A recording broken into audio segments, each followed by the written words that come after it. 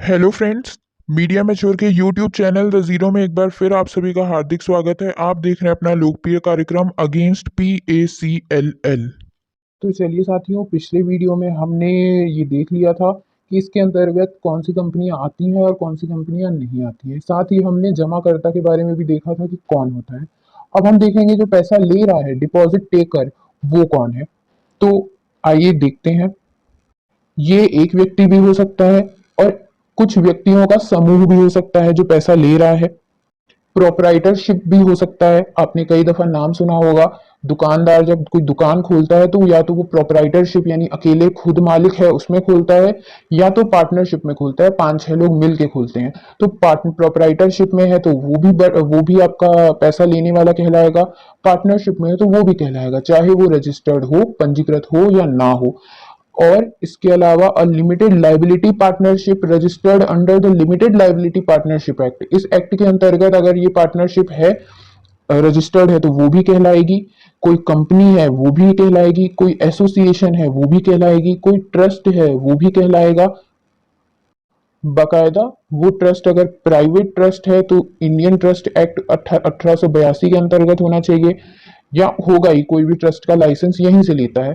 या फिर public trust होना चाहिए, या अगर वो ट्रस्ट कहीं से भी रजिस्टर्ड नहीं है तब भी वो पैसा ले रहा है अगर, तो इसके अंतर्गत वो आएगा।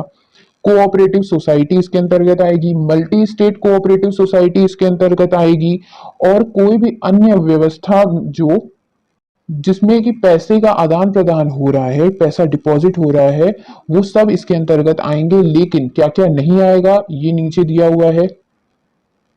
एक्ट ऑफ पार्लियामेंट और स्टेट लेजिस्लेचर के अंतर्गत जो अगर कॉरपोरेशन बनाई गई है वो इसके अंतर्गत नहीं आएगी। और बैंकिंग रेगुलेशन एक्ट 1949 के अंतर्गत जो बैंकिंग कंपनी है, corresponding new bank, state bank of India, आपकी SBI, subsidiary bank, regional rural bank, cooperative bank, multi state cooperative bank, ये सब कुछ इसके अंतर्गत नहीं आएगा। एक बार चलिए ये हिंदी में देख लेते हैं। यहाँ पर जमा लेने वाला का अर्थ है कोई व्यक्ति या व्यक्तियों का समूह, एक स्वामित्व प्रतिष्ठान यानी वो जो दुकान एक चला रहा है, या एक साझेदारी फर्म, चाहे पंजीकृत हो चाहे ना हो। फिर चौथा आ जाता है सीमित देयता भागीदारी अधिनियम 2008 के तहत पंजीकृत एक सीमित देयता भागीदारी, एक कंपनी और व्यक्तियों का एक संघ, एक ट्रस्ट आ सकता है। भारतीय ट्रस्ट अधिनियम 1882 के प्रावधानों के तहत शासित एक निजी ट्रस्ट या एक सार्वजनिक ट्रस्ट, चाहे पंजीकृत हो या नहीं।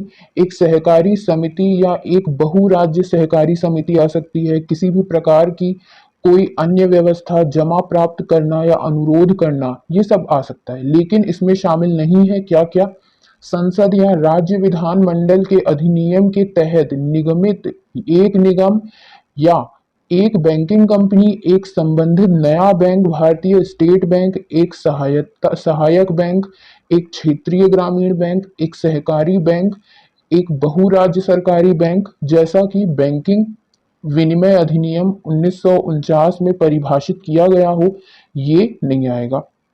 आगे देख लेते हैं। ये इस प्रकार से लेने वाले का ये समझ में आ गया। कोऑपरेटिव बैंक भी, सोसाइटी भी इसके अंतर्गत आती है। डेजिग्नेटेड कोड का मतलब है कि जिसको भी सरकार ने धारा 8 के अंतर्गत अ, बनाया है वो डेजिग्नेटेड कोड कहलाएगी। सिंपल सी बात है। ये नामित न्यायालय का अर्थ है। धारा 8 के तहत उपयुक्त सरकार द्वारा गठित एक निर्दिष्ट न्यायालय है, उसी को हम लोग डेजिग्नेटेड कोड बोलेंगे। अब इंश्योरर कौन होता है? जो इंश्योरेंस एक्ट 1938 के अंतर्गत उसकी धारा 2 के क्लॉज 9 में बताया गया है, इंश्योरर वही होता है। बहुत आसानी से बना दिया गया कि बीमाकर्ता का वही अर्थ होगा जो बीमा अधिनियम 1938 की धारा 2 के खंड 9 में दिया गया हो। अब हम वो वाला एक्ट पढ़े जब तो हमको समझ में आए। ये चीजें गलत हैं, क्लियर कट लिखा होना चाहिए। नोटिफिकेशन का मतलब वही है जो आपकी ये ऑफिशियल गजेट में पब्लिश की जाएगी, जो डाली जाएगी वो। और नोटिफाई उसी के संबंध में शब्द बनाया गया है। ये अधिसूचना का अर्थ आधिकारिक राजपत्र में प्रकाशित एक अधिसूचना है, और अभिव्यक्ति अधिसूचित तदनुसार समझा जाएगा। इसके आगे धारा 10 में देख लेते हैं। पर्सन कौन होता है, एक व्यक्ति कौन होता है, ये एक व्यक्ति, एक इंडिविजुअल, एक व्यक्ति खुद इंडिविजुअल हो सकता है, हिंदू अनडिवाइडेड फैमिली हो सकती है, एक कंपनी भी व्यक्ति कहलाती है, एक ट्रस्ट भी व्यक्ति कहलाता है, एक पार्टनरशिप फर्म भी व्यक्ति कहलाता है। इसके अलावा एक लिमिटेड लाइबिलिटी पार्टनरशिप, एक एसोसिएशन, एक कोऑपरेटिव सोसाइटी, जो कि कोऑपरेटिव सोसाइटीज के अंतर्गत आपकी रजिस्टर्ड है वो, या कोई भी आर्टिफिशियल जुडिकल पर्सन, जो भी ऊपर बताए गए हैं उसमें उसकी श्रेणी में आता है, तो वो व्यक्ति कहलाता है। ये देखिए व्यक्ति में शामिल है एक व्यक्ति, एक हिंदू अविभाजित परिवार, एक कंपनी, एक ट्रस्ट, एक साझेदारी फर्म, एक सीमित देयता भागीदार, एक व्यक्तियों का एक संघ, सहकारी समितियों से संबंधित समय के लिए लागू किसी भी कानून के तहत पंजीकृत एक सहकारी समिति, प्रत्येक कृत्रिम विधिक व्यक्ति जो पूर्ववर्ती उपखंडों में से किसी के अंतर्गत नहीं आता, जो भी रह गया पर उस श्रेणी में आता है तो उसको भी हम लोग मानेंगे व्यक्ति। इसके आगे लिखा हुआ है प्रेस्क्राइब्ड। प्रेस्क्राइब्ड मतलब वही जो राज्य सरकार या केंद्र सरकार इस एक्ट के अंतर्गत, इस अधिनियम के अंतर्गत बोलेगी, तो वही ये लिखा हुआ है। विहित का अर्थ केंद्र सरकार या जैसा भी मामला हो इस अधिनियम के तहत राज्य सरकार द्वारा बनाए गए नियमों द्वारा निर्धारित है, उसी को हम लोग निर्धारित करेंगे।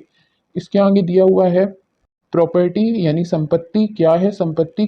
कोई भी ऐसा एसेट भी बोल सकते हैं उसको, चाहे वो कॉर्पोरियल हो चाहे इनकॉर्पोरियल हो, चाहे वो चल हो अचल हो, इमूवेबल हो या मूवेबल हो, टेंजिबल हो या इनटेंजिबल हो, यानी इसको हम छू सकते हो या ना छू सकते हो।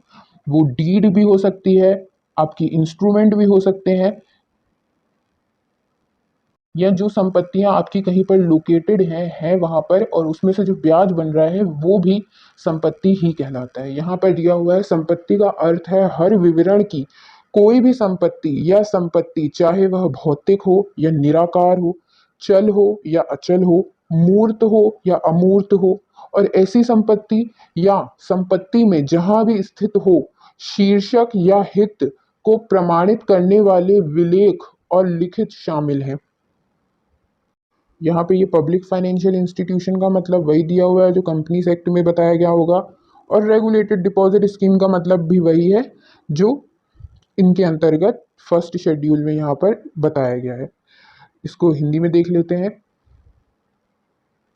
सार्वजनिक वित्तीय संस्थान का वही अर्थ होगा जो कंपनी अधिनियम 2013 की धारा 2 के खंड 72 में दिया गया है, और विनियमित जमा योजना का अर्थ पहली अनुसूची के कॉलम 3 के तहत निर्दिष्ट योजनाओं से है, जो हमने ऊपर देख ली।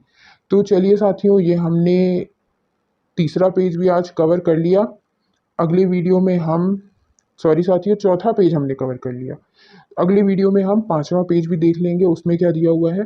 तो फिलहाल के लिए बहुत बहुत धन्यवाद। जय हिंद, जय भारत।